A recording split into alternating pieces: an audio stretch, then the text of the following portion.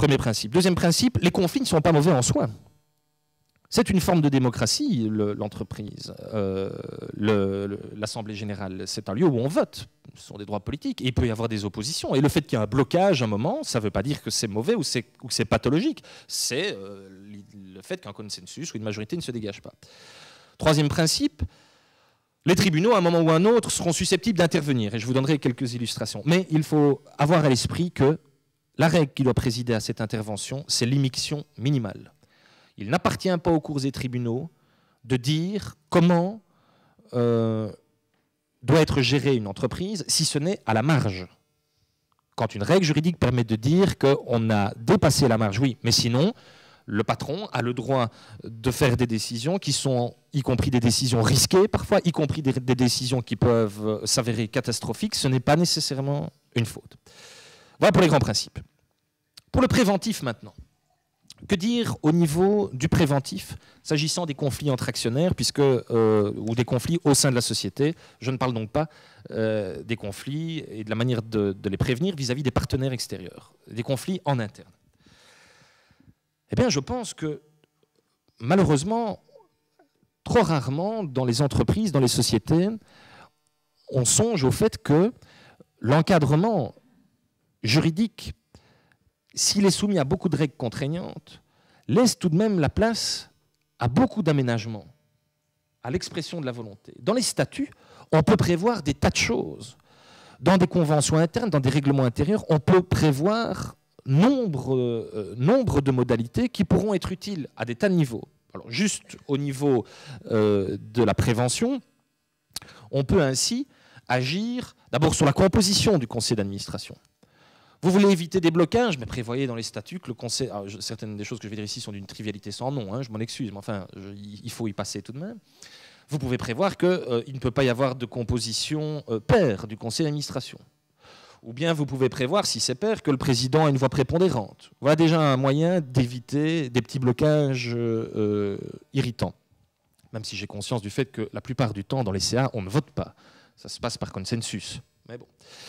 On peut prévoir également des règles en termes de majorité qui soient différentes de ce qui est prévu par le droit commun. À l'Assemblée générale, comme au conseil d'administration. On peut prévoir que sur tel ou tel sujet, il faut telle majorité, qu'on ne peut délibérer que si un administrateur élu grâce aux voix de tel groupe est présent. On peut modaliser à l'infini. Surtout, je pense qu'il peut être intéressant de veiller au sein du CA à une bonne représentation de l'actionnariat. Si on ne prévoit rien, quelqu'un qui a 50,0001% des voix aura tous les administrateurs au CA, puisqu'on vote poste par poste à la majorité simple. Vous avez 50,1% des voix, on vote sur le premier poste, vous dites « Ah, voilà, moi je veux X, je gagne ». On vote sur le deuxième poste, vous relevez la main, vous dites « Ah, je gagne encore, les gars ». Troisième poste, et vous faites ça autant de fois que vous voulez. Je ne pense pas que ce soit nécessairement sain en termes de représentativité des différents intérêts, en termes de prévention justement d'éventuels conflits.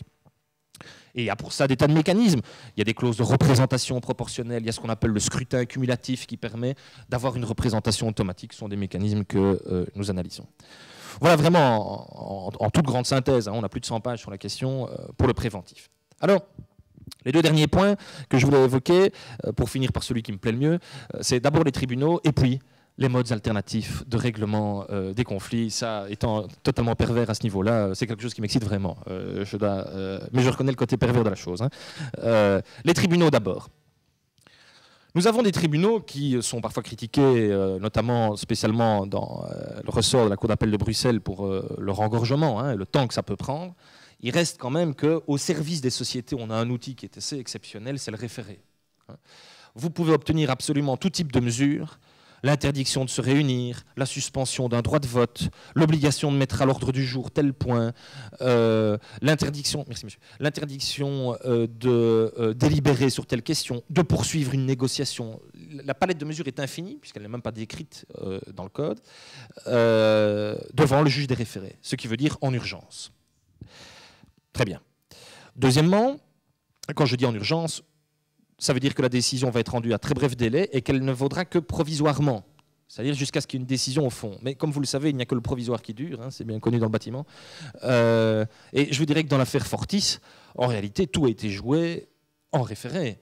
Maintenant, les procédures se poursuivent au fond, mais ça n'a quasiment aucun sens. Je veux dire, les deals sont passés, les entreprises sont structurées. Je ne vois pas un magistrat aller défaire cet écheveau. C'est impossible. Ça s'est joué en référé, et puis c'est fini en réalité.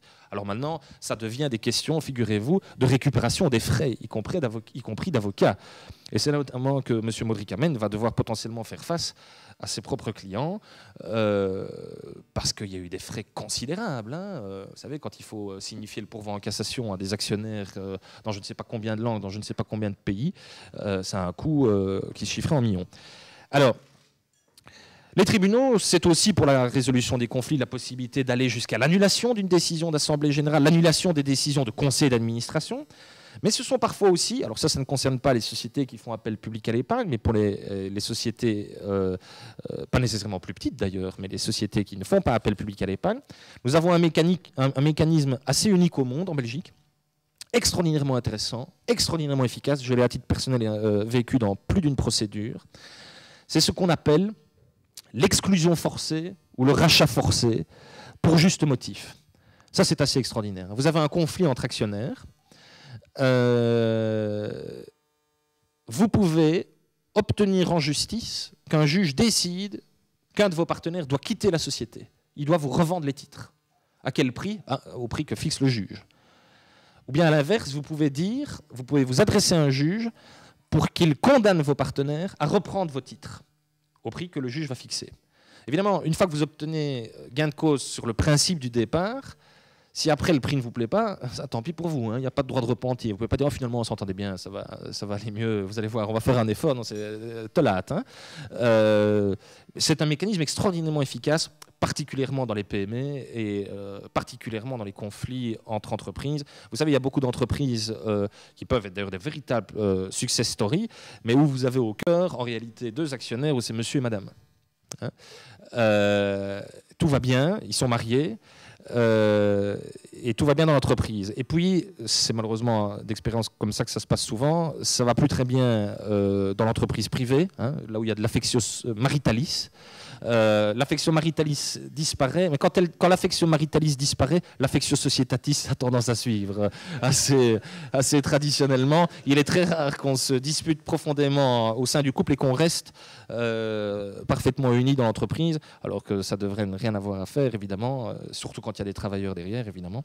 Mais voilà, comment est-ce qu'on fait quand ils sont face à 50-50 par exemple, et qu'on essaie de négocier? Impossible, ça ne marche pas. Eh bien, les procédures que je viens de vous décrire sont la solution idéale pour ça. Voilà pour les tribunaux en quelques mots. Et je termine, pour rester dans le temps qui m'a été imparti, par les modes alternatifs de règlement des conflits. Alors ça, je pourrais vous en parler pendant des heures, parce que potentiellement, ils sont infinis. Au fond, on peut faire des contrats de fond, sur à peu près tout. On peut faire un contrat de consulting, un contrat d'emploi, un contrat de service, de vente. Les opérations de fond sont multiples. Et on a tendance à croire que, par contre, quand il s'agit de savoir comment on peut résoudre un conflit, là, il n'y a que quelques voies. Non. La liberté que vous avez de créer toutes sortes d'opérations que vous voulez, elle existe aussi pour les chemins procéduraux que vous pouvez vous créer. C'est potentiellement infini. Pour mes confrères, c'est simplement le résultat de l'article 134 du Code civil, c'est l'autonomie des volontés. On fait ce qu'on veut. Et ça veut dire qu'une série de voies sont ouvertes et qui sont particulièrement intéressantes. La première des voies, il me plaît toujours de le rappeler, c'est qu'en cas de conflit, c'est la discussion, c'est la négociation directe qui est la première étape indispensable. Je suis toujours irrité par des confrères qui, avant même d'avoir pris contact, eux ou leurs clients, avec un de mes clients, attaquent tout de suite, si je puis dire. Je trouve ça, d'ailleurs, c'est à la limite de la responsabilité déontologique, parce que nous avons une obligation d'abord de voir s'il y a une discussion possible. C'est la première voie, c'est la négociation. Et puis, il y a des modes qui ont été un peu plus structurés, comme la médiation. Alors la médiation, en un mot, on en parle beaucoup, hein, c'est fort à la mode. À un moment donné, j'avais coutume de dire qu'il y avait plus de colloques organisés sur la médiation que de médiation commerciale. Tout le monde était très excité par ça. Il y a des archanges, hein, qui disent que c'est le plus beau mode du monde, etc. Non, aucun des modes n'est la panacée, pas même l'arbitrage dont je vais vous parler dans 2 minutes. Ce qui est la panacée, c'est le choix. C'est, conflit par conflit, de veiller à voir quel est le chemin procédural le plus adapté.